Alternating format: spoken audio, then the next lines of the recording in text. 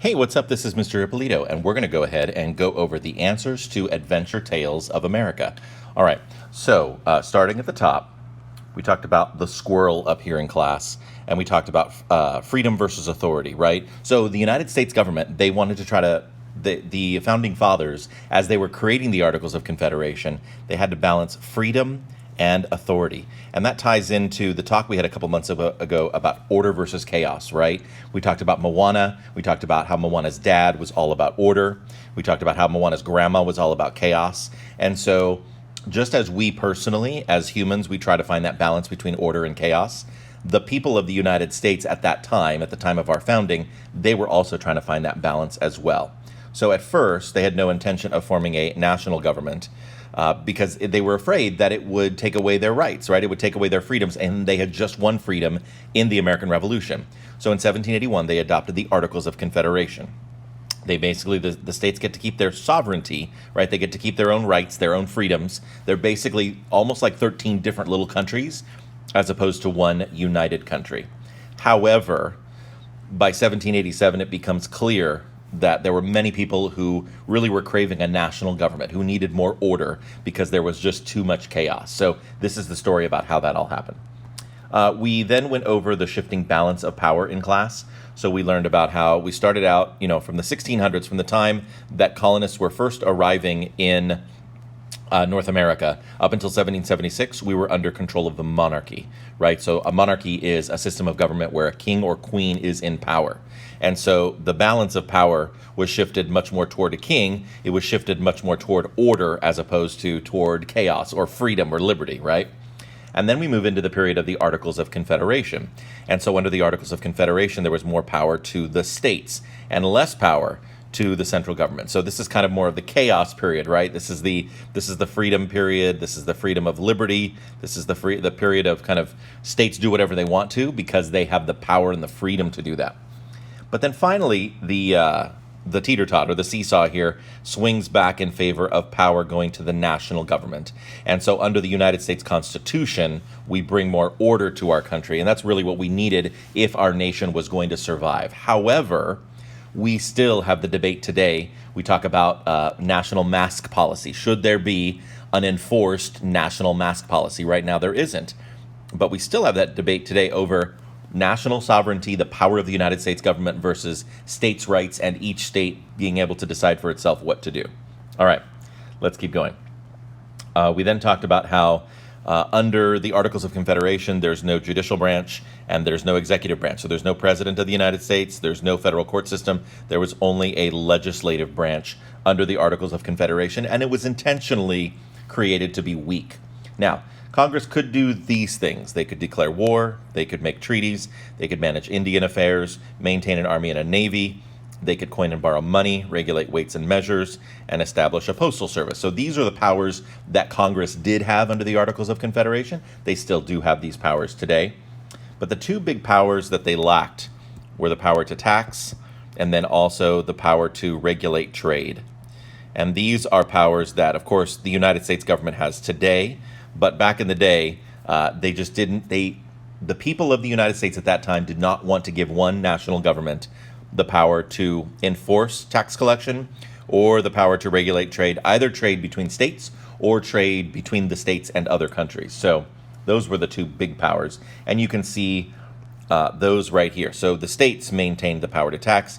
The states maintained the power to regulate their own trade. We briefly talked about how there were three branches of government here in the state governments. They had an executive, that was their governor. Still today, the states have governors, that's their executive branch, a legislature, the legislative branch, and then a judicial branch. So the states, even though the United States under the Articles of Confederation only had one branch, the legislature, the states had three branches, and they were already it was almost like practicing, right? They were almost like kind of practicing setting up for what the United States government is eventually going to look like. Also, we talked about how there were property qualifications for voting and holding office. So essentially, the lower classes, the working classes, the middle classes, they were not allowed to participate in government, right? They could not vote. They could not hold office. You had to own property at that time in order to run for office and in order to vote. Okay, So let's talk about some of the problems under the Articles of Confederation. First of all, there's no power to tax, which means the United States government has no money. So if there were a war and you really did need to raise an army and a navy, how are you going to do that if you didn't have any money? The United States government could only request money from the states. Would you please pay your taxes? Please, we'd really like it if you'd pay your taxes. Well, as we talked about in class, if you had the option to pay your taxes and nobody else is paying their taxes, why would you want to? There's no incentive. So that's why the United States government, under the Articles of Confederation, they were really struggling because they could not force anyone to pay taxes. Inflation, and we'll talk more about inflation later on in our class, but basically during the Revolutionary War, they were printing money. They were printing money. And some people say, well, isn't that a way to get out of debt? Like if you owe money, if you're a country, why don't you just print money and then you can get out of debt that way? Well, that's not the way it works. If you print more money, then that money is worth less. The more and more money you print, the less value it has. And so that leads to a rise in prices for all goods, and that is inflation. Tariff wars, tariffs. So a tariff is a tax that's charged on goods that either go in or out of a country. In this case, it's usually into. And we have tariffs that we put on our goods today. So if something comes in from China, for example, then we tax those goods coming in from China because we want to encourage people to buy American. But if you don't buy American, if you're going to buy something from out of the country, from Korea, from China, from Japan, from France, from England, it doesn't matter, there are going to be taxes in the form of tariffs. That's what those are called. There will be tariffs placed on those goods. However, under the Articles of Confederation, every state was exercising their own sovereignty, and they were charging a tax for stuff that would come in from one state to another, right? So what that does, the effect that has is it really reduces the incentive for people to trade across state lines. So basically you just sort of stick to keep to yourself. If you live in New Jersey, you're not going to go want to buy something in New York because you're going to have to pay a tariff. You have to pay a tax just to go and purchase that thing from New York. So you stay in New Jersey. If you're in Massachusetts and you really want to go buy something in Connecticut, there's no incentive to. The incentive is to just stay in your own state. So what we're doing is we're basically, you can see here the metaphor, we're building these walls, right?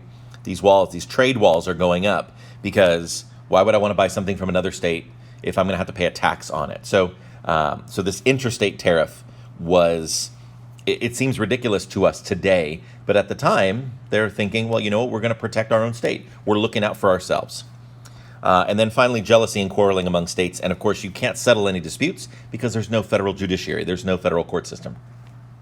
Okay, more problems. Foreign affairs are in shambles. Each state had different trade regulations and different relationships with other countries. And so countries like France and England, they get confused because there are 13 different treaties with the United States.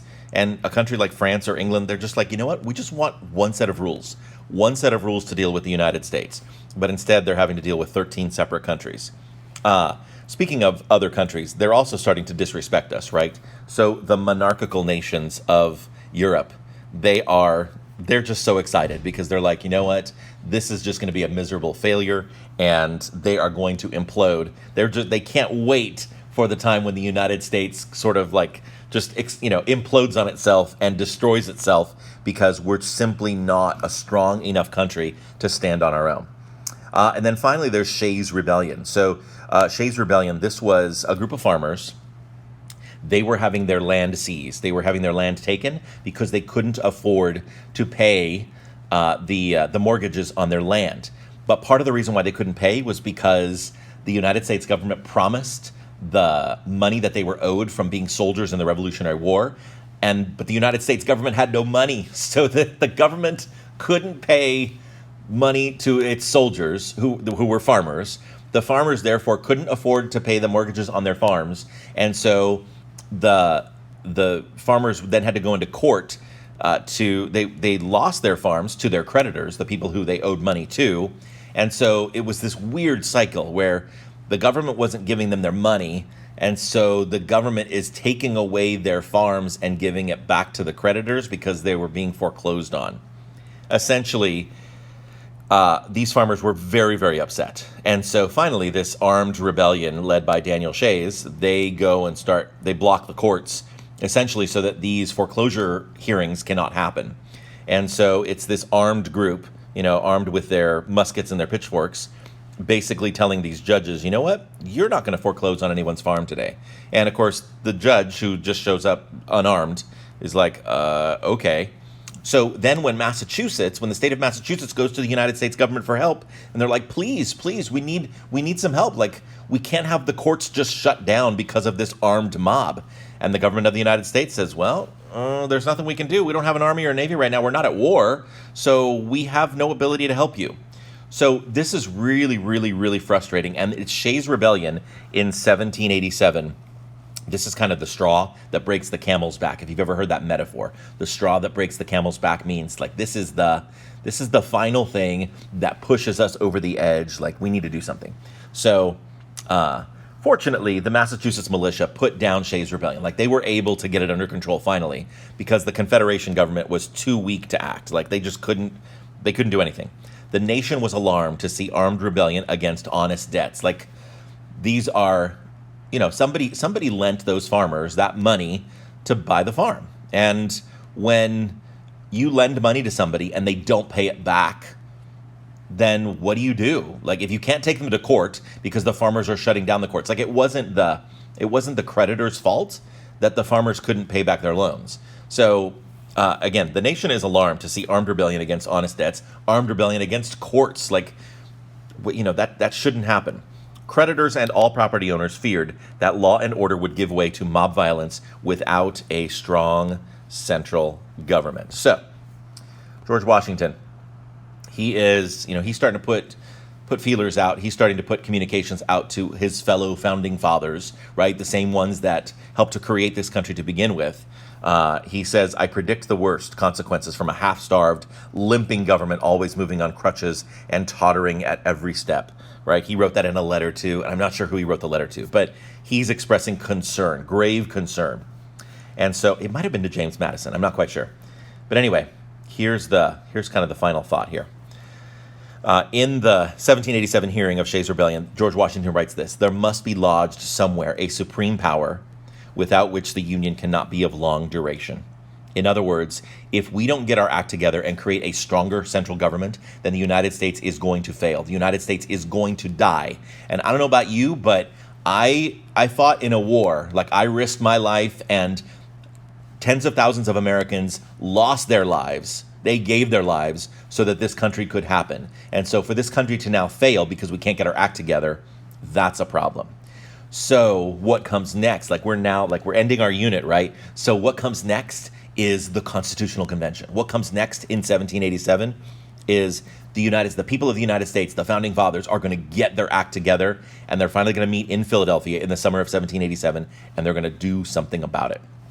Anyway, that is it for Adventure Tales of America. So hopefully you enjoyed that, and hopefully you got all those answers. And if you have any questions or need any help, then just reach out to Mr. Ippolito, because I love this stuff. All right, thanks. Have a great day. Bye.